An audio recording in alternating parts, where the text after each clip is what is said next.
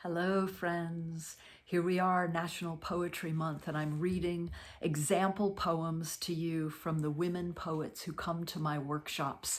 And this is from my new book, Writing by Heart, A Poetry Path to Healing and Self-Discovery, published by New World Library. Today we're working with the element air. I Am Air by Laurie McMillan. I am air because I am dancing into the open, even when the doors close, with my wind sister who always stirs me from my home and asks, "Where is your home?" Could it be with the wind and the way I am breathed by the world and breathe out what I don't need? In that exchange is essence, those ions that mingle in magic dimension. They are my chalkboard upon which all is written, all will be written. That's why I'm packing to go, because I do not understand retiring into the emptiness of a nest. Feathers need to spread. I draw from wind's sister knowing, intuition and empathy, because she has seen what is not easily seen. Suffering, joy, all that is hidden in closure.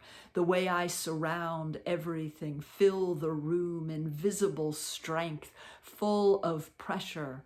Steady pressure is what I do. I smell of the unique scents from the field, mountain, and hot breath of desire that fills imagination with wonder. Wonder. The wings know wonder. Can you ride on wonder, be wonder, breathe wonder, and grow purple wings? Yes, yes, flying in dreams, landing somewhere where I can speak to the dead who are now living on again. The exchange is where I can grow, not in isolation. Air knows separation is an illusion. So many illusions, but that's okay.